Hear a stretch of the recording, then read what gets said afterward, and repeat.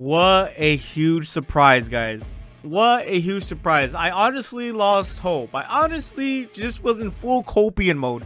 I was just, inhaling that copium. I was saying to myself, it's fine. The side stories are great. Having this context, having the nuances, having these backstories, all the people that Genia is meeting, it's great. It's fantastic.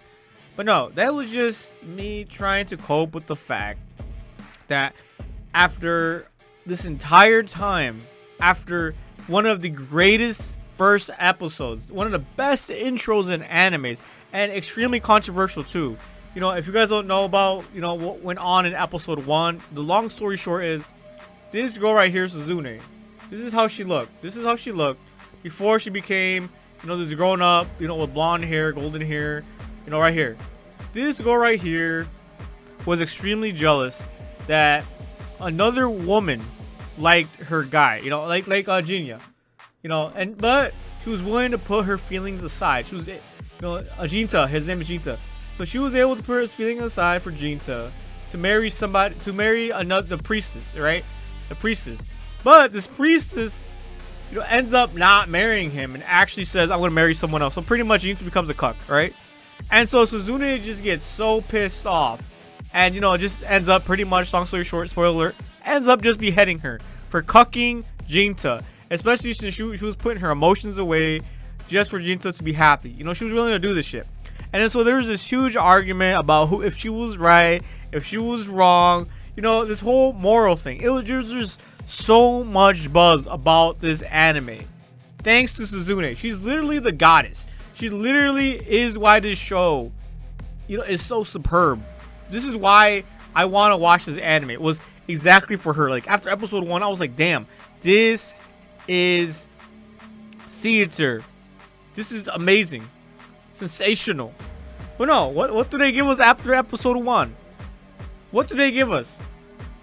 Some low-key, I don't know, man, love alternative shit. You know what I'm saying? They go from great storyline, great action, great revenge, great drama, great romance, great, all of these things in episode 1. The beheadings, the moral dilemmas, the backstory, all this, sacrifice, tears, all this in episode 1. Fantastic, superb. But then they sweep the rug underneath our feet, which, like I said, I was coping so hard. I was like, you know what, this ain't so bad. Side stories are nice. There's some good stories about some demon, and then being a human. Then he lost his wife. Things like this. But no, nothing can overshadow episode 1. Nothing can overshadow the epicness of episode 1. Suzune was just peak. She was goddamn peak. You know what I'm saying? She went down bad. She literally had a tantrum and just spurred out. But now she's finally back. She's finally got dang back.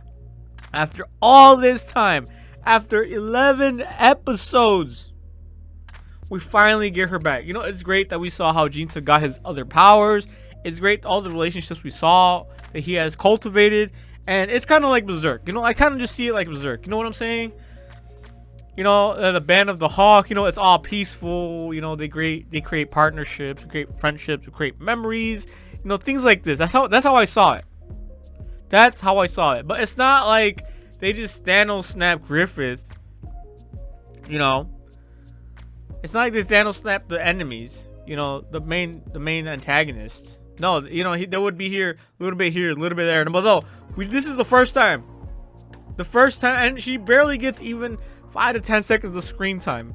You know what I'm saying? Talking to this old dude about her selling off her, her brews, her sake. And so I want, you know what? I want me some of that sake. I want that brew. I want her brew. If you know what I'm saying? I want that. I want her. No, I'm kidding. Anyways, but yeah, guys, she is finally back after this whole time. After all this time, the goddess has returned. And oh, it is oh so sweet. I am just so thankful. I am so surprised that the reason that I started watching, the reason why I just loved this anime was the drama between Jinta and Suzune. And you can just see, Jinta just in fury. It's like Gut saying, Griffith, he's Jinto's like Suzune. So, you know, there's just huge drama. And we're finally back to it. We're finally back to ground zero. And I just can't wait to see how Jinta, you know, he deals with this. I can't wait to see if he actually forgives. I think he should just forgive her. Honestly, they know the damage is done. You guys are family. You guys are family, damn it. And you're both demons anyways.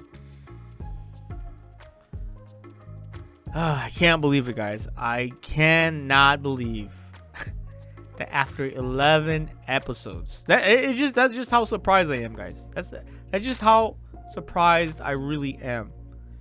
For this anime to do some love stuff, you know. It's just incredible. I'm just flabbergasted at this point. But I'm also relieved. It's like you know, like a burden has been lifted off my shoulder. I can finally breathe again. I can finally stop coping again. Like I said, I didn't mind the side stories. You know, I didn't mind the build up, the relationships that he built, all this stuff. I just wish they would just sprinkle her in every now and then. You know what I'm saying? Just throw a bone. Throw me a bone. It doesn't have to have a lot of meat on it. It doesn't even have to have any meat. Just the bone itself. You know what I'm saying? But yeah, guys, that is all I really wanted to say. I wanted to vent about how Suzune is finally back. I feel like we are finally back to the main storyline, the main plot. Everything else was fine, you know, the nuances, the French, like I said. But now we can finally move forward. No more, please, no more time skips. I want to see it. I want to see it all. I want to learn more about the Edo period. You know what I'm saying? Like, the Edo period is just so interesting to me. You know, I don't want a time skip. I don't want to learn about the present days. I already know about the present days. It's just, you know, it's normal stuff for us. Let us have our Sukehime, our goddess from the shrine maidens. You know, even this booze right here, the sake, I forgot what it's called, was very interesting to me. And how they drink out of the teacups or out of the cups, the sake cups. You know, things like this. We could see here, Jinso's just spurging as well. He's full of anger, full of shame. And then right here, and then this dumb girl right here, Jinso told her, hey, don't drink that sake. And what does she do? She drinks the sake, bro. She drinks the... Bro, how dumb can you be? This girl's literally like a fucking L right here. It's funny as hell, though. She honestly deserves it. I hope they just all die, honestly, bro. Like, he literally warned them. Hey, don't drink this sake. And what do? They drink the fucking poison. It's, like, incredible. It's just funny as hell, though. I mean, like I said, I mean, they built a friendship. But honestly, at this point, it just doesn't matter to me. I want more Suzune. I want to learn more about her. Like, let's get to the main plot here. Like, everyone else can die off. Just keep Jinta and his moral dilemma against his sister. Like, for real. Like, in fucking incredible. Yeah, she's finally back, and I am so ready for it.